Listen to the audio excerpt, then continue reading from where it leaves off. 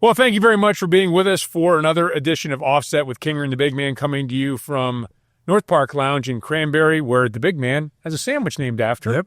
At we hope you come up here and check it out. Cheesesteak. Along with Jay Caulfield, the Big Man, our special guest, Bryan Trottier. I'm Rob King. We thank you very much for being with us. And want to thank One Team Media for the production quality of making this look good and making us hopefully look as good as they can. Trotch, we're talking about your career, and we haven't really dived into yet. And before we move on to the Penguins portion of your career, I did want to ask about winning 4 Stanley Cups. Winning the first one, I think, is always special. Yeah. And then you win a second one, and then you win a third one, and then you win a fourth one. And now you're rightfully being talked about with, say, the Montreal Canadiens of the 70s or the Edmonton team that followed you as one of the greats, without any question, in NHL history. Oh, and that's how we feel. Like, we felt we could have beat anybody, any game, any style, on any night.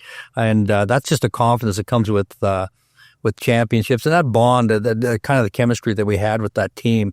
There's 1 or 2 guys come on the team every year, and it was fresh legs, but they would buy in really quick. Like, I think there's just kind of this whole sense of atmosphere around our team that everybody has to buy in, right? You can't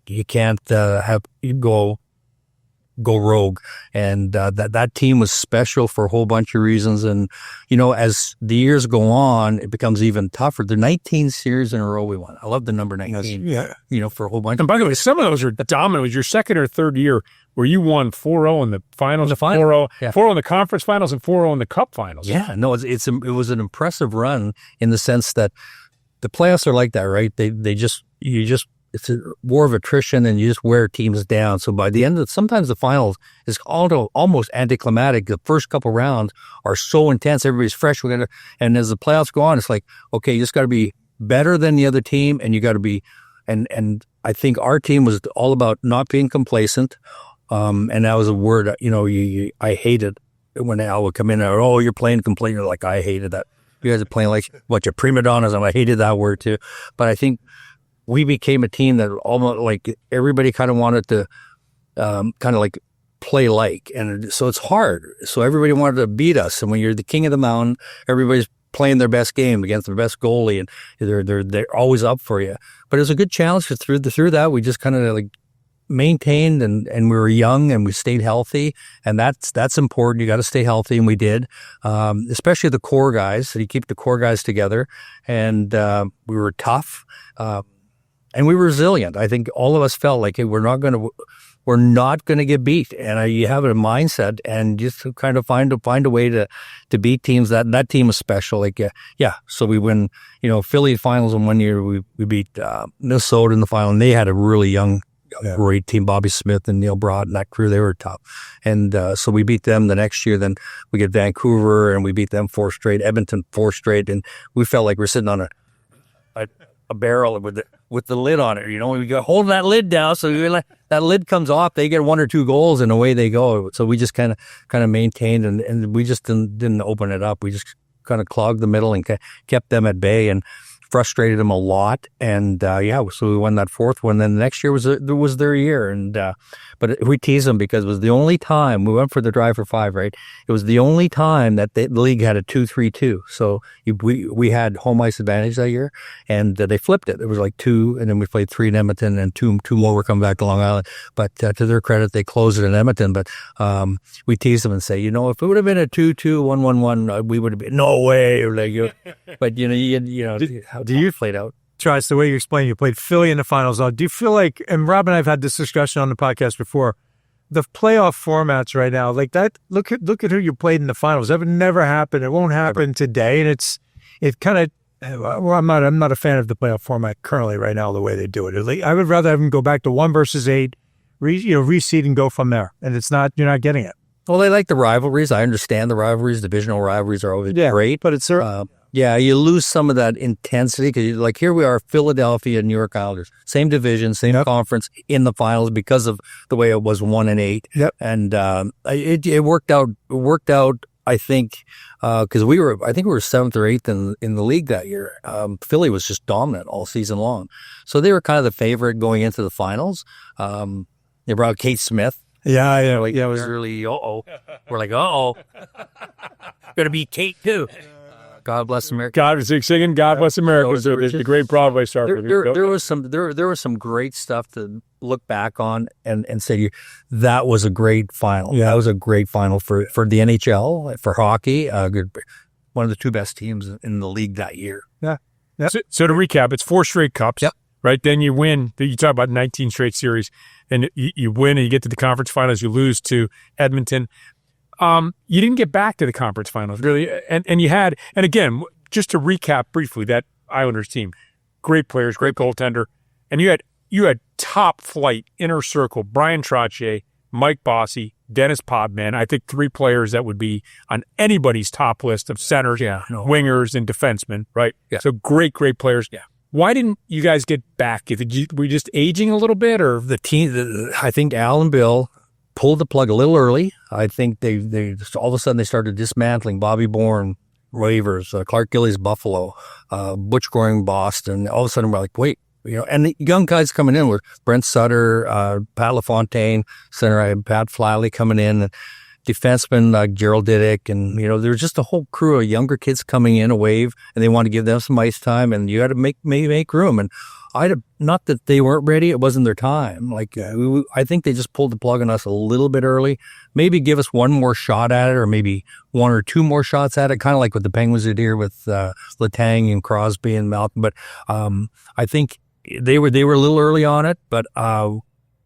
And I got really frustrated, but Mike had retired because of his back, and I thought he was going to last as long as I would. Mike, come on, get back. And when he went home to Montreal, I was devastated. And so I kind of said to the team, I said, are we going to ever get? Because I want to win. I don't think we're going to win with this crew. So my ice got pulled back, and all of a sudden your numbers go down. You're playing 5-8 minutes a game, and you're playing no power play. Like, oh God, is anybody going to pick me up? So I had to scramble to go around and see who was interested in an older guy who wanted to win. And so talking to LA and, Gretzky, I figured I might go help Gretzky try. So I talked to Bruce McNall. I talked to Craig Patrick here in Pittsburgh. I said, Mario, he's 6 years in the league, and, he's ready. He's biting at the bit. Maybe I can go there and then talk to Steve Yzerman, Detroit, and Jimmy Devellano. And so I started calling some teams, and everybody was interested, but they were like, I don't know, maybe you're long in the tooth, and maybe not much left in the tank. And but Craig goes, why do you want to come to Pittsburgh? I said, I want to win a cup with Mario Lemieux. He goes, I'll have a contract to you in 15 minutes. So I had to call all these other teams and say, okay, look, I already just signed with Pittsburgh. It was really exciting coming here. And I go through the Squirrel Hill Tunnel, and Cindy Himes, I had one of those brick phones, cell phones, and yeah, in right. 1990. And I said, hi, Cindy, how are you? Mario's going back surgery. He won't play till maybe early January. I'm like, what? Where is he? And so he's at Allegheny General. So I don't even go to the hotel. I just go right to Allegheny General. And I would talk my way up there because he's under his assumed name, Ron Jones. And was it the name? We did Ron Jones. So I had to talk my way up there, and everybody's looking at me sideways, like, "Yeah, what the hell are you doing?" Even when I walked in, and Mario and Natalie, and I said, "Hi guys," and just wanted to stop, and they're like, "How the hell did you get up here? It's kind of cool." So I said, "I just wanted Mario to know." I said, "Mario, look, this matters to me. Like I've come here to win Stanley Cup. So we got to get you healthy. We got to get you back in it, and so we win." And I'm like, this is like almost vindication, right? They're kind of towards the end of the Islander career, and we're not winning there, but I think I can go. And so I felt, my God, I can win. I knew I had another victory in me, and we did it the hard way, right? Jágr, we barely made the playoff. Yeah. Bob was great. It was great. We beat Boston. I would say, I don't know from a player that there are some multiple players that had such an impact on that team, those teams, right? 91 and 92. But what Trotz brought to the table when he came into the locker room, just it's instant credibility. It's a different thing. It was a great atmosphere, and he played a different role. But with Mario being out, it was elevated, right? Everything gets elevated. But the be a little bit of a different role than he was his whole career. Yeah, it takes a special athlete, player, number one, to do that and succeed at the level that he did. It was integral, a huge piece, even for guys that were in and out of the lineup. I'm in and out of the lineup. So I always ask you this. What's it like when you're on a team and they say to you, "Hey, yeah, Bryan Trottier is on the team." I'd be like, "Whoa, really, Bryan Trottier?" It was fun walking in the locker room. It really But from a player's perspective, that must have been like, "Wow, that's well, cool." I think it showed you a lot of things. It showed you how Craig was about. We've talked so much about GMs and somebody that just takes that shot, that chance. Like, he didn't hesitate. The way you explained the story, he didn't hesitate. And that's the way Craig was. I think Craig knew. And I think then the locker room sits there and goes, "Hey, everybody's all in." And Bob Johnson was so special, unique, and made the locker room even better. But you had to be. You just want to weather the storm through training and make sure you're on the roster. Right? Well, I was going to say, that's what you want to be. You don't want to be the guy on the outside looking in. You were a winger. Like if you're the third or fourth center, you're like, "Yay, we have Bryan Trottier." Yeah, maybe starting the season in Baltimore. I think everything can move around, but it was he made it wonderful to go with, because Mario's a different kind. Mario's a quiet leader, right? Very quiet in the locker room, but he's a big. He ruled. He ruled with he walked in the room. Yeah. Everybody like the C's part, like everything would separate you when you walk in. But Trotz brought us an element to go along with all the players we had in there, and Craig made such a great move. It was wonderful, Rob, in the sense that you go from the island where I'd been there 15 years. And it's almost like we know what you can do, but you become unappreciated almost a little bit. Yeah. Not by the fans, but more by management. Then you come here to Pittsburgh and you're fresh again. Like, oh my God, you feel appreciated all over again. And it brings a sense of youthful enthusiasm, even at age 34. And you're saying, oh my God, like the locker room is excited. The media is excited. The fans are excited. So every little thing I did was kind of exaggerated a little bit. I was like, oh, okay, whatever. Take a face off when they're like, oh, what a great face. I go, okay, it gets a face. Guys, not a big deal, But it just elevated a little bit. So I think that really was a lot of fun for me at that time in my career, to be appreciated by not just the organ, but the city, and then to be, I think, embraced by, and it's like to be embraced by this city when you're a sports figure. My God, I walk in and everybody's like, okay, whatever. All right. That's some fun. But he had such an impact on the player. Like if things are going sideways or bad or whatever it was, there was never any panic. There was never anything. He has that, and it's the way he played the game too. And I've referenced before. I get to watch him up close in practice, and then watch him when we're on the ice together. But how he played the game and how smart. And then because you can, even if you're a player that you get a little older, maybe you start to lose leg speed, whatever it might be. But when you're that smart, you make up with it in so many different ways. I don't know. He was just the greatest addition, one of the best moves Craig made, and bringing Trotz in. Thanks, Craig. It's good for me. I also think my steam. It's a testament to your mentality, but also to your game. Like I think about, we mentioned Sidney Crosby, and I think of Sidney Crosby. I think that you guys share some things in common. And one of those things I think you share in common is I think Sid could play till he's 50, and would find a way to be. If he just decided, hey, I want to be the best third line center in the league, he could be that because he's a great defensive player who can. He's going to win battles in the corners. He's going to win faceoffs for you. He could be that kind of player, and you could be that kind of player. And not every, especially superstar. We see it in baseball where guys lose their fastball. What are they trying to do? Well, I'm used to blowing this by guy, so I'm going to try to keep still throwing harder, as opposed to adjusting. You had adaptability in your game. Yeah, I was the Louis Tiant. I looked at the sky, then threw a change up, a slow curveball. But it was really kind of fun. But I think everything, what happens like through the decades you're up, Louis Tiant, I love it, is like you become kind of relevant, because now McDavid's kind of got hot in the playoffs, right? And all of a sudden, like, your stats they matter again. All of a sudden, it's like, now you're on the big screen and people are calling you up saying, oh my God, you're one of 4 players in history that had, 20 points in 4 straight seasons. I'm like, I kind of forgot about that. Yeah, that's kind of fun to like be relevant again. And so like whether it's being compared to players, and to be, when you're in the same sentence with a Crosby, and I'm saying to myself, well, I know the difference. Sid knows the difference, but we're both like, okay, yeah, we're in a big guy. We're in this thing, but hockey's like that. Everybody is so gracious and everybody's so kind to each other. We tease Perry, the worm, up in Edmonton. Like he's kind of a rat. Yeah. But guys want him on the team. Like you look at Marchand. He's kind of a little rat, but what a player. Yeah. You want him on your team. But everybody is kind of like, even though you may say, I hate him, but now I really like him. Yeah. There's that respect amongst our guys. And so it's kind of fun to hear all these kind of fun things being said about you. But, we all keep it in perspective in the wonderful game of hockey, because like it's such a team game. And we know that you don't have the success you have else you're playing with players. Like you can be the best player, McDavid, and not win. For a long time. You need a team.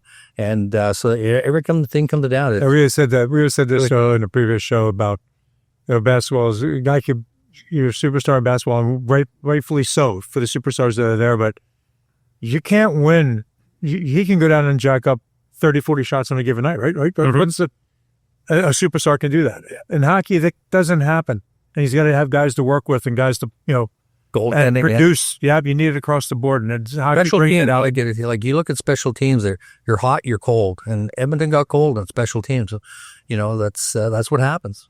You played, I think, quite a bit with Jagr, didn't you, early on? I did. I got to room with Jagr. What was that like? And could you foresee him being? I mean, we talk about lists of the greatest players of all time. I don't see how he's not in your top 10 of all time. All time. Yeah, I mean, did you know that going in, and what was it like? With a young guy. And by the way, one of the things that I've heard a lot about Jágr, and sometimes, you hear a guy, I want to get traded or whatever, and you think about reputations of players. We talk about with Dave Parker, didn't get along with the media maybe and that kind of thing. But from what I understand, an incredibly hard worker too, early on in his career. Well, we saw it early, right? Yeah, like this kid was skill. Like we were, oh my God, this kid can skate, stick handle in a phone booth. A goal against Chicago. I love that goal. Yeah. And like his big rear end sticking out and just protecting the puck. When he learned, and this was really the fun part for me, because North American hockey is so much different than European hockey because the ice surface is bigger, the rinks are large, the angles change a little bit. And he came to North America and all of a sudden the tighter rinks. And I said, Jágr, you don't have to stick handle all of it. It's this wonderful thing called give and go. There's a wonderful thing called soft picks. It's once we start doing that, you're going to get more room because you can protect the puck so well. And he studied and one-timers. Remember how he worked on his one-timers with Rick Kehoe? Yeah. Every practice, one-timer. Just get it on that. Don't try to pick the corners. Just get it on the net. And all those little things. What a student of the game. And his English was horrible, but he was so diligent working out after practice. Like his bottom from the waist down, he was a horse. Yeah. From the waist up, he was still a little boy. And he worked to get his upper strength going. And, at 18 years old, but that smile, I think that's what really kind of made him one of us, was that he was in the locker room. He was bright. He was ready to go. Get a little frustrated because he didn't get a lot of ice time on the power play, right? So that rookie, I think he had 40 or 50 points, but he didn't get much ice time on the power play. Yeah. Like not much. And, he got a little frustrated. He goes, I said, patience, Jágr. I said, you're going to be one of the best players in the history of the game. Believe me. I said, I know. I see what's coming. And he goes, I'm going to be best player like Mario. And that's really kind of who he patterned himself out. Everything Mario, he wanted to be the best player like Mario. And so when you have that kind of an attitude and that kind of skill, ability, and the thing that I wish I was different is wear and tear. Like if somebody hit one of my players or hit me, I'm like, oh, we want to hit? We're going to be hitting tonight. But when you're banging bodies, it just takes a toll on your body. It wears you down. And Jágr, I'm not going to hit anybody. I'm not going to get hit. You can't hit me, and he's tough to hit. So he doesn't have that kind of wear you down kind of like happens to a lot of players that are physical. Even watch Mark Messier, his physical games like waned toward the last 10 years of his career. Played a long time. Yeah. And great player, but he found that 60 mile an hour, that 70 mile an hour, cruise control, to 80 games, and all of a sudden playoffs come. Yeah. 80, 90 degrees. Yeah. And that's what you got to do when you're a veteran. And that's what Jágr was able to do. Like you say, wow, the greatest players. And Jágr was a student of the game. One of my favorite stories is when he got that Trans Am and he hit the deer. And I said, Jágr, I said, good luck to the Trans Am. Big black Trans Am, eagle on the front. That's all he wanted. He grew that Hugo, remember, for like 2 weeks. Big head, big hair. And it was like, all of a sudden that big Trans Am. And next day he's come back in that little Hugo. And I'm like, Jágr, where's the Trans Am? He goes, oh, Big Bryan. Call me Big Bryan. So much bigger. Big because I was older, I guess. He goes, well, Big Bryan, I hit deer. Deer is dead. Car's dead. Everything is dead. I said, love that story. I said, and he came to town like, what was it, last September? And we had a wonderful, was it last? Yeah. We were Jágr. That was, yeah. And we had wonderful, he goes, you tell that story about me hitting deer. I said, that's one of my favorite stories, John. But what a great kid. One of the things too, remember our first training camp with Bob Johnson was in Vail. Went to Vail, Colorado. Yeah. I think one of the best things that helped him too, he was a little homesick at that time too, right? Early on, because we were in now, not Pittsburgh, in Vail. I think the greatest thing, so I said about Trotz and the personnel in the locker room, the players in the locker room, they weren't, and Bob Johnson is the coach, and Craig, they're understanding.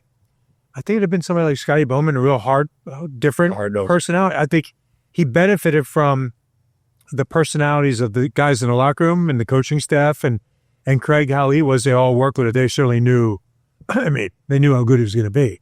Right. Yeah. Difference. They brought Yuri Hrdina in, which was, because he was having trouble communicating, and Yuri was great with them. So that was like mid. That was I'm trying to hear from. Yeah, that was later in the year. Yeah. A lot of unbelievable pickups along the way there by Craig Patrick, picking up Hall of Famers left and right. Yeah. I did want to, I was interviewing Rick Tocchet once, and we were talking about great players, and he posited this question. I'd like to hear what you guys had to say. He said, people talk about skating and skill, and that's great. He goes, I'd like to see you in their prime. I'd like to see a puck go in the corner and Jagr and Crosby go in after it, and who comes out with it. Because Jagr always came out with the puck. Sid always, incredible. Incredible coming out with the puck.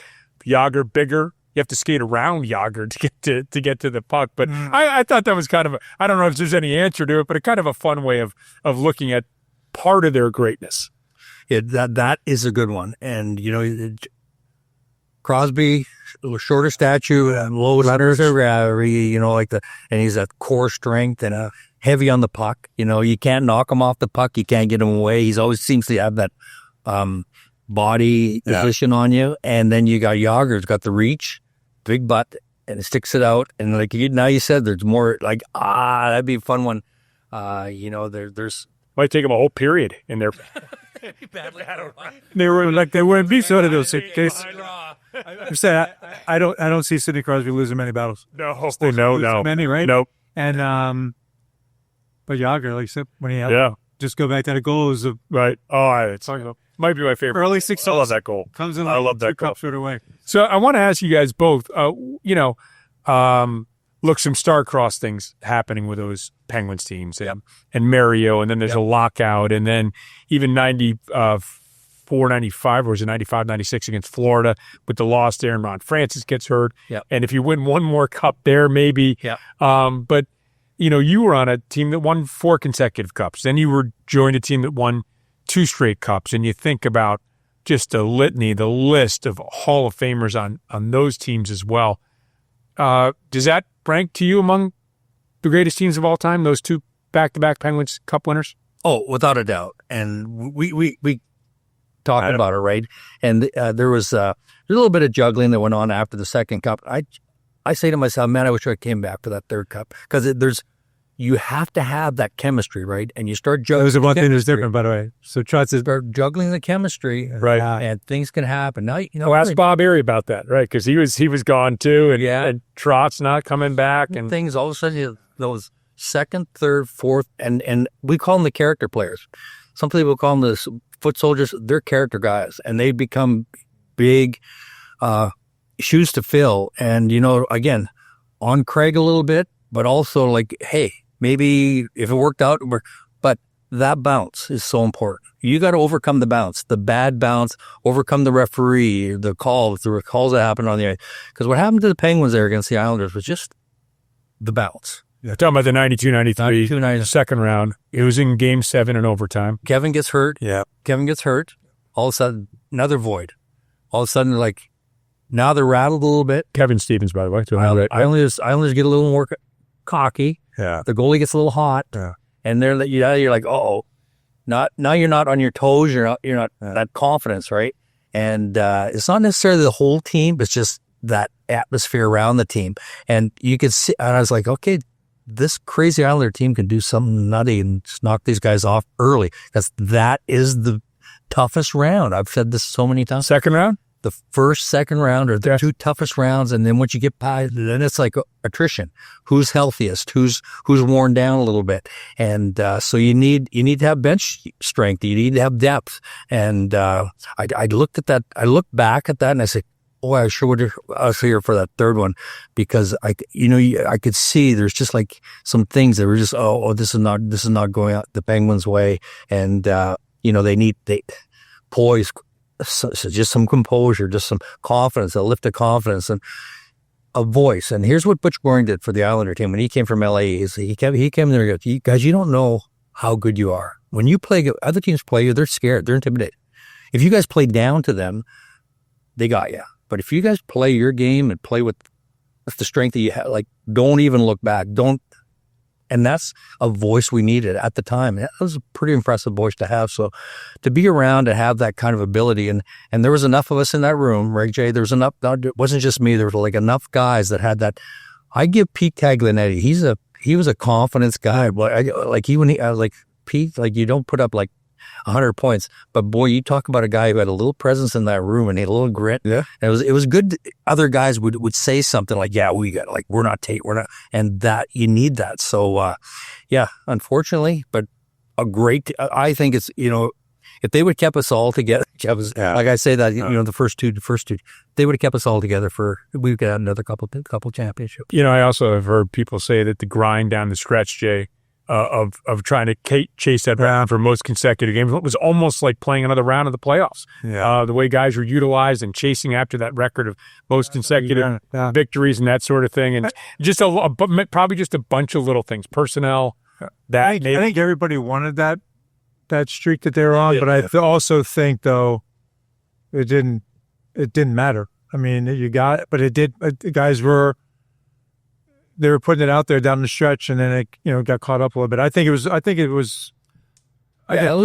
all wanted it, but I also think, like, hey, you could have used a little bit of, you didn't have to be double shifting, going down to something. That didn't matter. But the team felt, by the way, they were that good. They were that wanted to dominate, wanted to put the stamp. Yeah. I wasn't here, but we could see, like, there was distractions, right? There's a few distractions away from the rink that weren't necessarily healthy. There was like guys were like making big money for the first time. Yeah. So they're like, oh my God, they get to go spend it, right? And like, hey boys, you got to be home a certain hour. We need a rest. We got to it was kind of fun to have that extra. Yeah. And he just said, even the year before, second cup, like, hey guys, Kevin got the big dollar. Kevin, you can't just be tipping everybody $100 left or, buy yourself a hot dog. Like if we would tell you, like, Kevin, bring it down. So just like, we need you to more. This is so important. And so you gotta have some guys in the room that can police that a little bit. Right? By the way, as our previous show, that's something that I believe the Florida Panthers, they seem to have that under control. They seem to have that under control going in the next year, if you ask me. They're a team that's built. They're not a fat and happy group. No. They seem like they've all been making money for a long time, so it's not like anything new for them. But I think Van, too, we talked about the Panthers, and are they a team that can keep rolling and doing it? And I think they're kind of built and wired to be a team that can make another good run. Yeah, they're great champions. Obviously, they have a champion's heart. They got depth down the middle. Any one of those guys can play against anybody.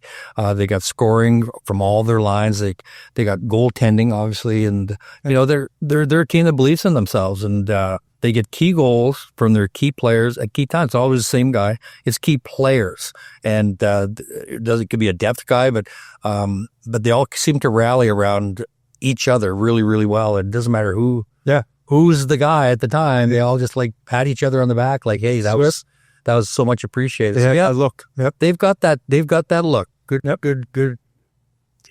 Good way to say it, Jay. Well, speaking of appreciation, we appreciate having Bryan Trottier. Or we could talk about Well, we've done two. Two's not enough. Two's not enough with Bryan Trottier. no, Number 3, I think we would get a guitar out here. We got some things going on. All right. We want to thank our friends at One Team Media for putting this together for the folks here at North Park Lounge. One Team Media, we couldn't do without them. North Park Lounge in Cranberry, our buddy Brad Dressen, our home away from home. And our good friend Steve Hansen, right?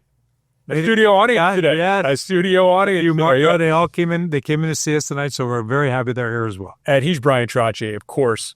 He's Jay Caulfield. I'm Rob King. We thank you for watching this edition of Offset with Kinger and the Big Man.